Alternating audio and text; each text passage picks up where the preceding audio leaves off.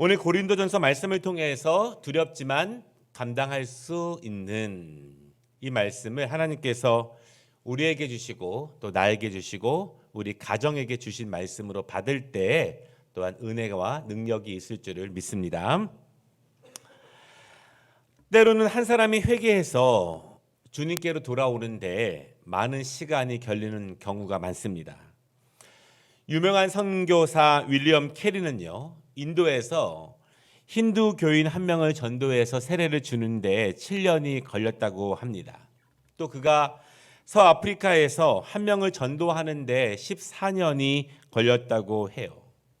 한 선교사는요, 뉴질랜드에서 한 영혼을 구원의 길로 인도하는데 9년이 걸렸다고 고백을 합니다. 인도에 옹골레 선교회라고 하는 기관이 있는데요, 15년 동안 10명밖에 열매가 없어서 이제 우리가 문을 닫아야 하나 보다, 우리가 역부족인가 보다 이렇게 생각하다가 그들이 기도 가운데 다시 한번 전보다 더 열심히 사역을 해보자, 그리고 열심히 사역을 한 결과 30년이 지난 후에 15,000명 정도를 주님 앞으로 인도했다고 합니다. 씨를 뿌리는 시간이 좀 오래 걸릴 때가 있고요, 눈물을 흘려야 하는 시간들이 굉장히 오래 걸려야 할 때가 있어요.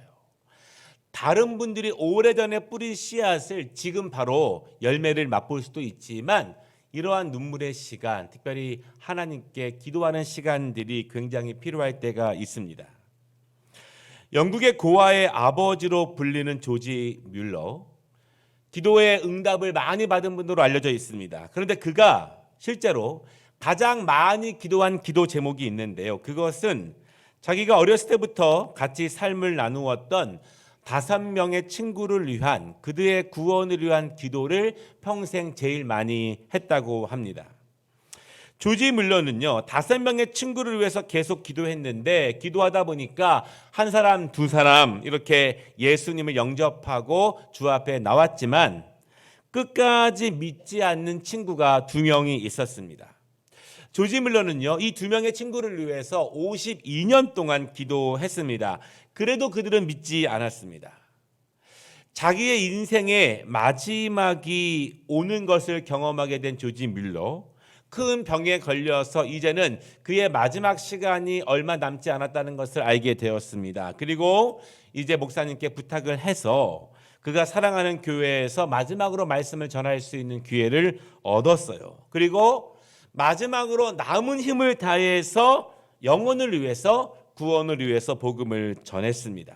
그런데 그가 마지막으로 설교를 한다는 소식을 듣고 남아있는 한 친구가 그 자리에 참석하고 조지 뮬러의 설교를 듣고 회개하고 예수님을 받아들였습니다. 이제 한 명 남았습니다. 그런데 조지 뮬러는요, 병으로 인해서 세상을 떠났습니다. 그런데 그때까지 믿지 않던 이 친구가 조지 뮬러의 죽음의 소식을 듣게 됩니다. 그리고 조지 뮬러가 죽기까지 그를 위해서 기도했다는 소식을 듣게 되고 예수님을 그리스도로 영접하게 됩니다. 그리고 그는 나중에 믿었지만 복음 전도자가 됩니다. 그리고 영국을 순회하면서 간증하기를 하나님께서 조지 뮬러의 기도를 다 들어주셨습니다. 제가 최후의 기도의 응답입니다. 여러분들도 끝까지 기도하면 하나님께서 그 기도를 다 들어주실 것입니다. 그렇게 간증했다고 합니다. 우리가 언제 하나님 앞에 설지 누구도 알 수 없죠. 누가 빨리 하나님 앞에 설지 알 수 없습니다. 그러나 누구든지 하나님 앞에 설 때 하나님은 분명히 물어보실 것입니다. 너를 통해서 얼마나 많은 영혼이 하나님 앞에 나왔는가? 우리가 분주하게 무엇인가 하는 것처럼 보여지고 있지만, 우리가 분주하게 무엇인가 주의 일을 하고 있다고 생각하지만 정작 나를 통해서 하나님을 만난 영혼이 얼마나 되고 있는지 하나님께서 물어보신다는 것입니다. 좋은 열매는 반드시 열매를 맺고 있습니다. 나는 좋은 나무인가? 나는 열매를 자주 맺고 있는가? 나는 얼마나 오랫동안 열매를 맺지 못하고 있는 나무는 아닌가? 오늘 말씀을 통해서 나를 다시 한번 돌아보고 또한 결단하는 시간 되시기를 주님의 이름으로 축복합니다. 첫 번째 말씀은요. 전도는 어려운 일이다. 전도는 어려운 일이다. 바울 사도는요. 40년 정도 전도 사역을 했습니다. 무엇이든지 40년 정도 감당하는 것은 쉽지 않습니다. 그런데 바울이 특별히 그 시대에 복음 사역을 하는 데에는 큰 어려움들이 있었습니다. 첫 번째로요.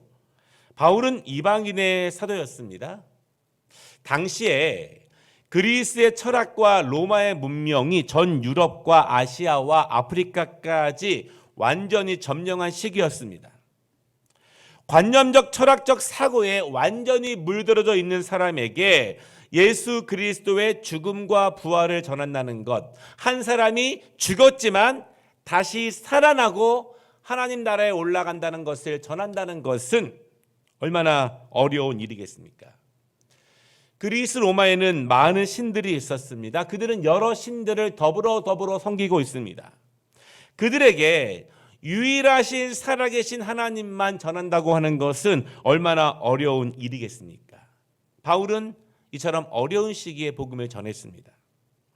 두 번째, 바울은 거의 걸어다니면서 복음을 전했습니다. 40년간 바울의 대부분의 복음 사역은 자비량이었습니다. 많은 동역자들이 있었지만 그것도 일부 복음이 우호적인 지역에서만 가능했고 대부분의 지역에서는요, 직접 천막을 만드는 일을 감당하면서 복음을 사역을 했고 먼 길을 걸어 다녔습니다. 홀로 외롭게 힘들게 복음 사역을 감당한 거예요. 셋째, 그가 어려웠던 이유는 복음의 반대가 극렬히 심했습니다. 바울은 여러 번 감옥에 갇혔습니다. 여러 번 매를 많이 맞았어요. 너무 매를 많이 맞아서 이젠 죽는구나 그렇게 생각하면서 인생의 마무리를 정리하던 적이 한두 번이 아닙니다. 어찌 보면 우리가 복음을 전할 때 어떤 반발, 어떤 거부함을 당하는 것, 그것은 당연할 수 있어요. 바울은요, 극렬한 반대, 강한 거부, 도리어 매질과 감옥에 갇히는 것을 40년 내내 감당하면서 복음을 전했습니다. 힘든 상황이라는 거예요. 이런 생각을 해봤습니다. 바울은 무엇을 보았길래, 어떤 하나님을 만났길래, 하나님은 그에게 어떤 말씀을 주셨길래 자신의 인생, 자신의 평생을 복음 사역을 위해서 드렸는가? 바울의 모습을 보고 저 자신의 모습을 보면서 한없는 부끄러움을 느끼게 되었습니다. 미국의 경우인데요. 미국의 한 통계를 보면은 평생에 걸쳐서 한 명도 주님 앞으로 인도해 본 적이 없는 그리스도인이 70%가 넘는다고 해요. 개인적으로 나는 복음은 받았지만 전도의 열매를 맺지 못하는 그리스도인들이죠. 그리고 평생 누구에게 복음을 전하거나 예수를 소개해 본 적이 없습니다. 이렇게 말하는 그리스도인들이 40%가 넘는다고 합니다. 내가 믿고 있는 복음, 내 영생의 복음, 누구에게 전하기에는 부끄러운 것인지, 마음은 있는데 성격상 힘든 것인지, 전도는 하고 싶은데 시간이나 상황이 잘 안 되는 것인지, 아니면 그럴 마음조차 전혀 먹지 못하는 것인지. 그래서 미국의 전도학자인 척 롤린스 교수는요, 이 그리스도인들이 전도하지 못하는 9가지를 소개했는데 그 중에 몇 가지를 소개하면 다음과 같습니다. 첫째, 많은 이들은 전도가 무엇인지 모른다. 전도가 주는 상급을 모른다. 전도가 그 사람 자체를 얼마나 성장하게 하고 성숙하게 하는 시간인지 모른다, 이것입니다. 전도의 축복, 전도의 유익을 안다면, 상급을 안다면 열심히 전도할 텐데, 그런 뜻이에요. 세 번째는요, 일부 교인들은 전도를 필수라고 생각하지 않는다, 이것입니다. 좋은 나무는 반드시 열매를 맺는데 그것을 필수적으로 중요하게 생각하지 않는다는 거예요. 다섯 번째, 전도에 대한 두려움이 있다. 여섯 번째, 우리는 이미 구원을 받았다. 나는 받았다. 그것입니다. 마지막 9번째, 불신자들은 어떻게 되는지 관심이 없다. 내가 구원받으면 불신자들, 심지어 내 가족이라 할지라도 내 남편과 아내라고 할지라도 어떻게 되는지 별로 관심이 없다. 이것은 영생의 위대함이 얼마나 큰지, 지옥이 얼마나 두려운 것인지를 잘 실감하지 못할 때 일어나는 일입니다. 전도는 두렵다, 어렵다. 사실은요, 바울 자신도 전도 사역에 대한 두려움과 어려움을 자주 토로했습니다.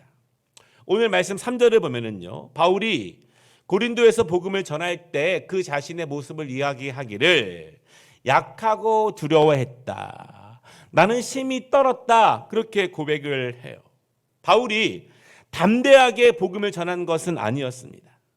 바울이요, 큰 소리로 당당하게 복음을 외친 것도 아니었습니다. 자신감으로 가득 차서 하나님에 대해서 당당하게 전하는 사람은 아니었다는 거예요. 바울은 몸이 연약했습니다. 늘 병을 달고 살았습니다. 키가 큰 사람도 아닙니다. 외형적으로 보면은 굉장히 초라한 나그네였습니다. 아주 오랫동안 정처 없이 떠돌아다니는 초라한 나그네의 모습이에요. 바울의 겉모습을 보면 그가 누구를 도와줄 처지가 아니었습니다. 그가 도리어 도움을 받아야 하는 사람이었습니다. 그가 누구를 인도할 만큼 그런 사람으로 보이지 않았어요. 바울은요, 멋지고 화려하고 당당한 모습으로 고린도 성도들 앞에 선 사람이 아니었습니다. 초라하고 연약하고 떨림과 두려움을 가진 채 고린도 성도들에게 예수 그리스도를 전한 사도였습니다. 내가 외적으로 아름답거나 화려하지 못해서, 내가 말을 잘 못해서, 내가 사회적으로 당당한 위치에 서 있지 못해서, 내가 성격적으로 활발하지 못해서, 이런 것들이 우리가 복음을 전하기에 결심하지 못하는, 두려워하는 이유가 될 수 있어요. 오늘 3절 말씀을요, 한 성경 주석가가 이렇게 설명을 붙였는데요. 그리스의 철학가들을 보라. 얼마나 당당한가. 얼마나 멋지게 자신의 주장을 펼치는가. 얼마나 많은 사람들이 그들의 당당한 논리와 주장에 설득당하는가. 그들은 화려한 언변만큼 화려했다. 그렇게 말해요. 당시에 유행하던, 그리고 추앙받던 이론가들, 철학자들, 대중연설가들에 비하면 바울은 정말 초라한 사람이었습니다. 물론 바울이 영적으로 그들을 보며 두려워하거나 실력 면에서 못 미친 사람은 아니었습니다. 그러나 당시에 힘이 있던 사람들, 많은 사람들을 따랐던 사람들, 많은 사람들 앞에서 연설하던 사람들과는 완전히 다른 모습으로 바울은 고린도 성도들에게 다가갔다. 그것입니다. 바울은 영적으로 강한 사람이죠. 바울은 믿음의 확신이, 체험이 분명한 사람입니다. 성령님이 그를 붙잡아 주셨습니다. 그래서 그렇게 오랫동안 주의 복음을 들고 전 유럽을 다닐 수 있었어요. 그러나 그는 연약했습니다. 많은 질병을 경험했습니다. 몸의 질병은 자주 우리의 마음까지도 연약함으로 인도합니다. 우리가 몸의 강건함을 위해서 기도해야 될 이유가 몸의 병이 우리의 영적인 것도 나약하게, 힘들게, 초라하게 인도할 때가 많기 때문에 그래요. 자주 감옥에 갇히고 자주 매를 맞으면, 자주 핍박을 경험하게 되면 우리는 자신감을 자주자주 잃게 됩니다. 한없이 부족한 자신을 더욱 실감하게 돼요. 예수를 믿는데, 주의 일을 하는데 내 삶이 초라해지면 우리는 영적으로 뿐만 아니라 육적으로도, 삶으로도 많은 자신감을 잃게 된다는 거예요. 바울이 죽음을 눈앞에 두고 자신의 지난 삶을 되돌아본다면 그는 아마도 내가 40년 가까이 그리스도의 복음을 전할 수 있었을까? 아마 상상하지 못했을 거예요. 아마 그는 못했을 것이라고 고백할 것입니다. 왜냐하면 그렇게 오랫동안 사역을 감당하기에는 힘들고 어려워서 포기해야 하는 순간들이 너무 많았습니다. 그때마다 내 연약함을 고백해야 되는 시간과 상황들이 너무 많았습니다. 하나님이 주신 사명을 감당하기에는 한없이 나약하고 부족한 나의 모습을 너무나 많이 실감하고 경험했기 때문에 그가 그렇게 오랜 시간 복음을 전할 수 있을 것이라고 상상하지 못했어요. 바울은요, 몇십 년을 내다본 것은 아니었습니다. 몇 년을 내다본 것이 아니었어요. 다음 지역을 바라본 것도 아니었습니다. 자신의 연약함 때문에, 고난 때문에, 힘듦 때문에 다만 이번이 마지막이라는 심정으로, 지금 만나게 하는 그 사람을 마지막이라는 심정으로 그들에게 복음을 전하고 이 땅에서 나의 삶을 마무리하겠다는 심정으로 그들에게 최선을 다해서 온 힘을 다해서 복음을 전하는 거예요. 그렇게 사람을 만나게 되고 40년이 지나게 되었습니다. 우리가 존경하고 사랑하는 위대한 복음 전도자 바울도 이처럼 연약함과 두려움을 느꼈는데, 우리가 복음을 전할 때 얼마나 많은 두려움과 연약함을 느끼겠습니까? 당연한 감정이에요. 오랜 시간 다른 신앙과 다른 세계관으로 살아온 사람들에게 복음을 주입해서 그들의 세계관을 기독교 세계관으로 돌린다는 것은 사실 불가능에 가까운 일입니다. 오랜 시간 자기의 확신과 경험과 주관으로 살아온 사람들에게 그리스도의 가르침을 받아들이라고 설득하는 것은 정말 어려운 일이에요. 나조차도 다른 사람이 나에게 어떤 주장을 강요하면 나도 잘 설득당하지 않는데, 사람에게 그의 세계관을 새롭게 설정하는 것은 정말 어려운 일이에요. 복음을 전하고 예수를 소개하는 것은 두렵고 힘든 일입니다. 그러면 어떻게 해야 될까요? 복음을 통해서 겨우 나만 살아나면 되는 것인가? 주님께서 나에게 주신 이 영원한 생명을, 천국을 나만 소유하면 되는 것인가? 그것이 주님께서 나에게 원하시는 것인가? 하나님께서 나에게 기대하시는 것인가? 이것입니다. 두 번째 말씀은요, 그리스도와 나와의 관계를 전하라. 오늘 1절 말씀을 보면은 우리가 전도에 대하여 가지고 있는 오해가 무엇인지를 알게 합니다. 우리가 복음을 전할 때 무엇을 경계해야 될지를 알게 해요. 바울은 말하기를요, 말과 지혜의 아름다운 것으로 전하지 않았다, 그렇게 고백을 합니다. 이 말은요, 수사학적인 전달이에요. 그리스의 철학자들과 지혜로운 자들이 얼마나 말을 잘하는지 그들이 만든 수사학의 책에는 2000년이 지난 지금까지도 수사학의 교과서로 사용되고 있습니다. 어떻게 말해야 효과적인가? 자신의 주장을 잘 펼칠 수 있는 방법, 사람들의 지성을 설득시킬 수 있는 말의 방법들, 사람들의 귀를 기울이게 할 수 있는 방법들, 사람들의 마음을 감동시킬 수 있는 말의 방법들, 이렇게 수많은 현란한 수사법들이 당시에 개발되었고 발전되었고 사용되었습니다. 그런데 바울은 그렇게 말하지 않았어요. 그것으로 하나님을 소개하지 않았습니다. 그렇게 성경의 이야기를 전하지 않았습니다. 1절에 말하기를 바울은 지혜의 아름다운 것으로 아니했다, 그렇게 말해요. 그리스의 학자들을 우리는 소피스트 이렇게 부르죠. 지혜로운 자들, 이런 뜻입니다. 그리스의 철학자들, 그 멀리 있는 나라의 학자들의 가르침을 우리는 오랜 시간 배워왔어요. 그들은 만유의 기원에 대해서 탐구했습니다. 인간의 본질에 대해서 고민했어요.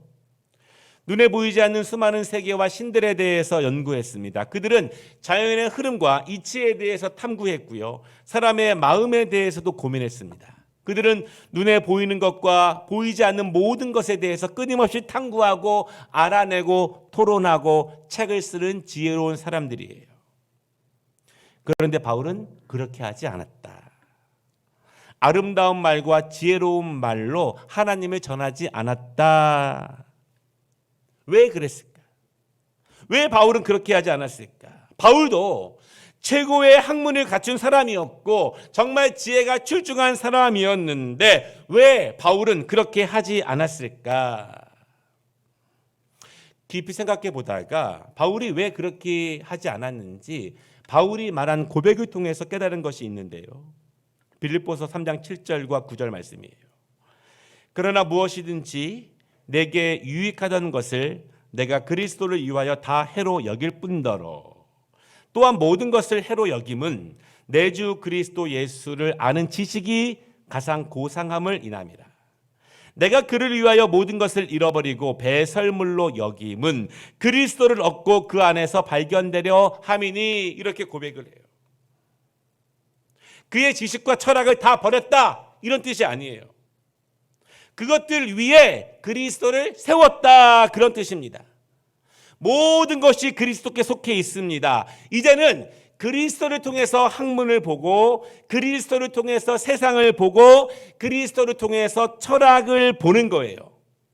지식이 끝이고 철학이 전부가 아니라 그리스도를 중심으로 학문하고 철학하는 것입니다.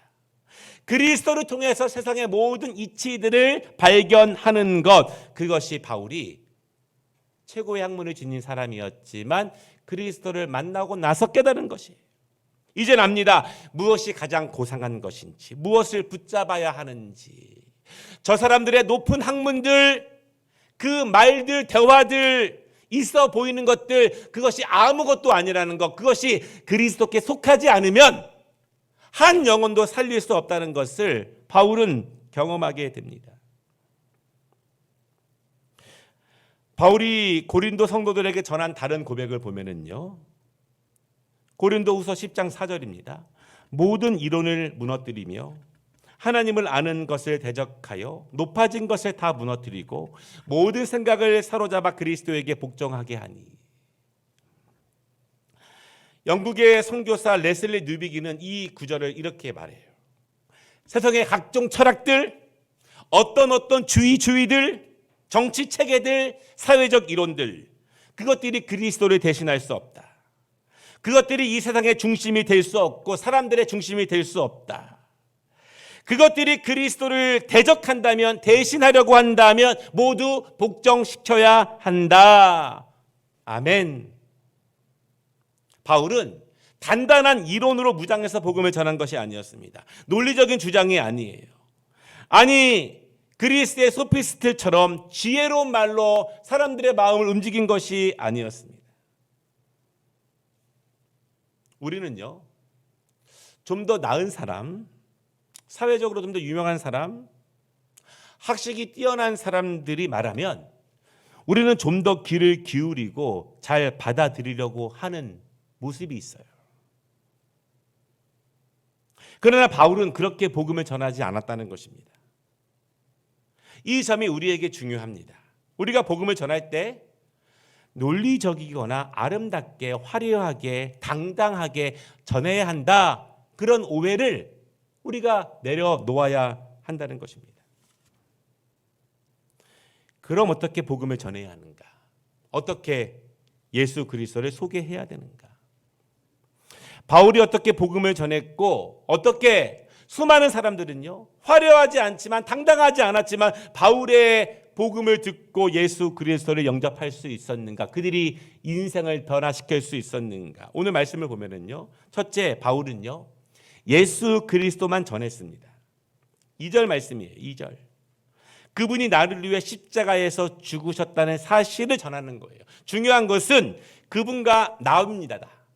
다른 게 아니에요. 그분과 나, 내가 만난 그리스도, 그분이 나를 위해 오셨고 나를 위해 죽으셨다, 그분과 나에게 집중하는 것입니다. 두 번째, 바울은 성령님만 의지하며 전했습니다. 4절 말씀이에요. 성령님의 능력을 의지하며 전하는 것입니다. 사람의 마음을 움직이는 것은 사람의 훌륭한 말이 아니에요. 똑똑한 말을 들어도 받아들이지 못할 때가 있는 것이 사람입니다. 똑똑한 말을 들으면 인정하고 마음으로 받아들이십니까? 그 사람이 미우면 똑똑한 말을 해도 받아들이지 않습니다. 내가 좋아하는 사람이 말하면 좀 틀려도 거짓이어도 마음으로는 동감하려고 노력을 해요. 어떨 때에는 바른 말을 하는데 그 사람이 미워 보여요. 분명히 바른 말인데, 정확한 말인데 그 사람의 말을 듣고 도리어 기분이 상합니다. 바른 말을 들었는데 마음의 문이 닫혀요. 말로 되는 것은 아니라는 거예요. 무조건 논리적이고 합당한 말이 사람의 마음과 삶을 움직이는 것은 아니에요. 정말 중요한 것은 성령님께서 그 영혼을 붙잡아 주셔야 합니다. 성령님께서 그 사람의 귀를 열어주셔야 하고 성령님께서 그 사람의 마음을 열어주셔야 한다는 것입니다. 바울은 그래서 성령님을 의지하며 복음을 전했다는 거예요. 이 말은 간절히 기도하며 복음을 전했다는 것입니다. 깊이 기도하며 복음을 전했다는 것입니다. 복음 전도에는 기도가 중요하다는 거예요. 약간의 기도가 필요한 것이 아니라 전도는 거의 기도라는 의미입니다. 한번 따라해 보겠습니다. 전도는 거의 기도다. 다시 한번 해보겠습니다. 전도는 거의 기도다. 거의 기도예요. 거의 기도. 이 점을 우리가 바로 알아야 돼. 거의 기도다. 셋째, 바울은요, 하나님의 능력을 의지했습니다. 5절 말씀이에요.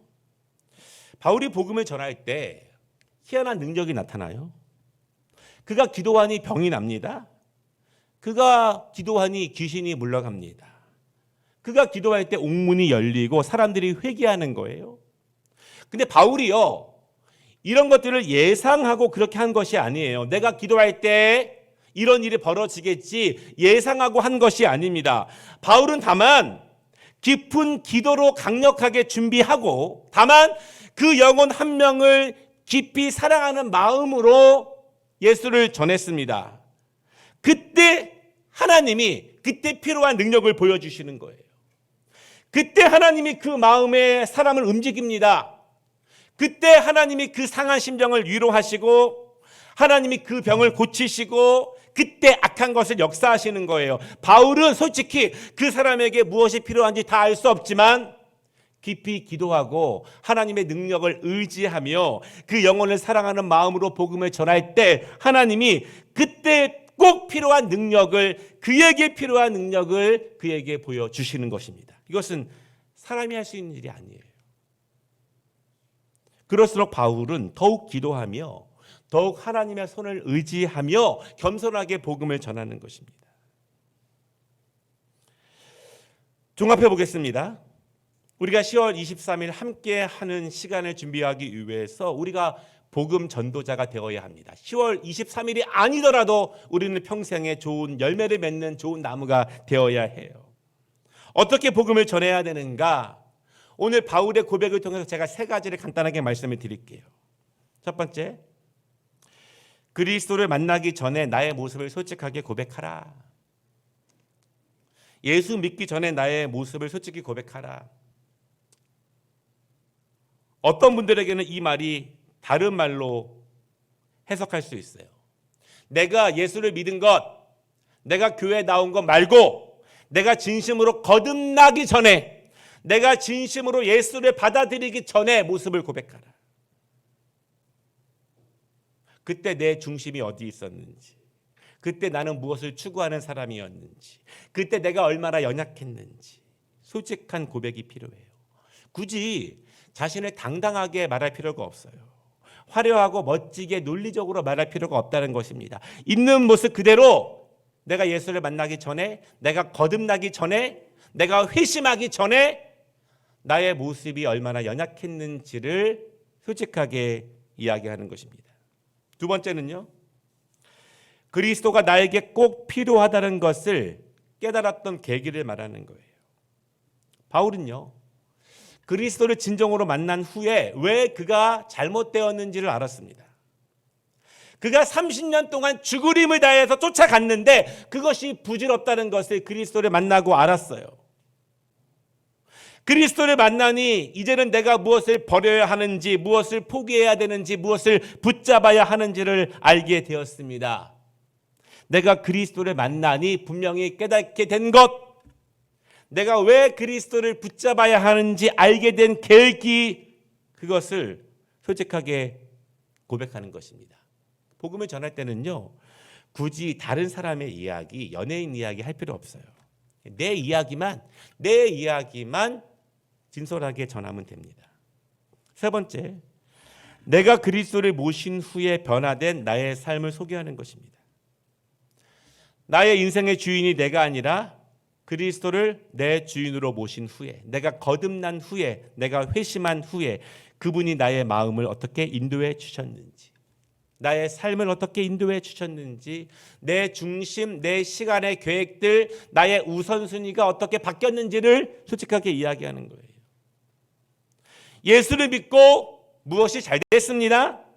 하나님이 이런 복을 주셨습니다. 이런 것을 고백하라는 것이 아니에요. 예수 믿어도 복 못 받을 수 있고 잘 안 될 수 있어요.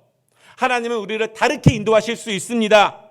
그것이 아니라 예수를 믿고 나니 불안했던 내 마음에 어떤 평안이 찾아왔는지, 그분의 가르침을 받아보니 어려움이 있을 때, 극한 슬픔이 있을 때, 극한 고난이 있을 때 내가 무엇을 의지하며 견뎌내는지, 과거와 다르게 지금은 내가 무엇 때문에 견뎌내고 무엇을 붙잡고 슬픔과 고통의 시간을 보내고 있는지를 고백하는 거예요. 내 마음이 어떻게 겸손해지는지, 온유해지는지, 내 마음이 어떻게 넓어지는지, 내가 삶을 대하고 일을 대하고 가정을 대하는 방식들이 어떻게 달라지는지, 그리스도가 무엇을 원하시는지를 깨달은 것, 그렇게 살아가는 것을 그대로 전하는 것입니다. 그때 역사가 일어납니다. 그때 성령님이 도우십니다. 그때 내가 예상하지 못한 하나님의 능력이 그 상황 가운데 임한다는 것을 분명히 믿으시기를 바랍니다. 말씀을 마치겠습니다. 복음을 전해야 한다는 것을 아는 그리스도인들은 참 많죠. 그러나 어렵게 느낍니다. 때로는 너무 자신이 없고 때로는 너무 당당하신 분도 있어요. 말을 잘해야 한다고 생각하거나 내가 좀 사회적으로 좀 잘 돼야 복음을 전할 수 있는 자신감이 가질 수 있다고 생각하기도 합니다. 그러나 사람들이요, 자신의 신념을 내려놓고 그리스도를 주인으로 영접하는 것은 외적인 것을 바라보고도 아니고 말을 통해서 설득당해서도 아닙니다. 내가 만난 그리스도, 그분이 나를 어떻게 인도하셨는지, 내가 어떻게 변화되었는지만 소개하면 돼요. 특별히 여전히 예수님을 믿지 않는 남편과 아내를 두신 분들, 자녀를 두신 분들, 교회는 다니지만 거듭나지 않은 가족들을 두신 분들에게 권면을 드립니다. 가정을 잘 돌보는데 더욱 힘을 기울이시기를 바랍니다. 가정에서 그리스도인들의 아름다움이 드러나면 예수님을 믿지 말라고 해도 믿게 된다는 고백들이 너무나 많아요. 가족들이 내가 그리스도를 영접한 후의 모습, 아니 내가 거듭난 후의 모습, 그것을 비교하게 하는 거예요. 내 주인이, 내 상사가 내가 그리스도를 온전히 받아들이고 난 후에 변화된 나의 모습, 일과 삶을 대하는 나의 모습을 보이게 하는 것입니다.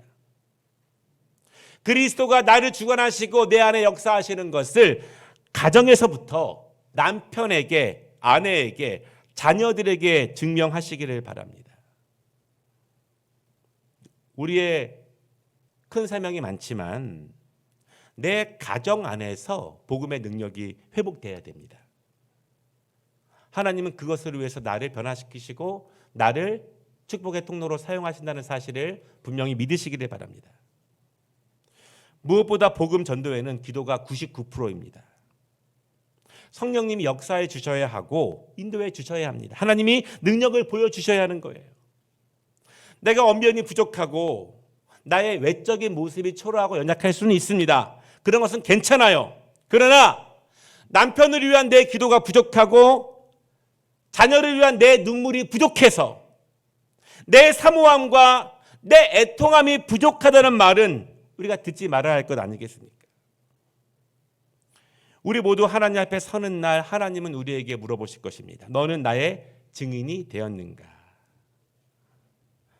전도가 아니라도 10월 23일이 아니더라도 나와 예수 그리스도와의 관계, 예수 그리스도가 내 삶을 어떻게 인도하시고 어떻게 변화시키시는지, 그것은 신앙생활의 핵심이에요.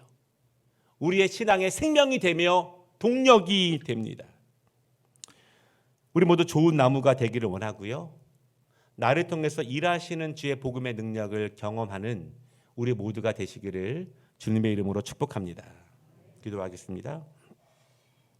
사랑하는 주님, 전도가 아니더라도 10월 23일이 아니더라도 그리스도가 내 삶의 주인이 되시고 나를 인도하시고 나를 붙잡아 주시고 그분의 가르침을 받아들이며 성령님의 인도하심을 받아들이며 내가 삶을 대하는 자세, 내가 일을 대하는 자세, 내가 남편과 아내를 대하는 자세, 내가 자녀들을 대하는 자세, 우리 가정의 중심이 변해야 하는 것은 너무나 당연합니다. 그것이 예수 그리스도의 능력이며 신앙생활의 활기이며 은총이며 맛입니다. 다른 외적인 것이 아니라 내가 예수 그리스도를 진정으로 만나 그분이 나의 중심이 되어 주셔서 그분의 인도하심이 나의 삶 가운데 힘이 되게 하시고 능력이 되게 하여 주시옵소서. 내가 어려움을 경험하지만, 눈물을 경험하지만, 고통을 경험하지만 이제는 내가 무엇 때문에 견디고 무엇 때문에 인내하고 어디에 소망을 두는지 분명히 달라진 우리의 모습이 우리의 신앙 고백이 되게 하시고 전도의 도구가 되어질 수 있도록 하나님 도와주시옵소서. 좋은 나무가 되기를 원합니다. 몇 년에 한 번 뜨문뜨문 열매 맺는 나무가 아니라 때마다 시마다 열매 맺는 좋은 나무, 생명의 나무가 되게 하여 주시옵소서. 예수님의 이름으로 축복하며 기도 올리옵나이다.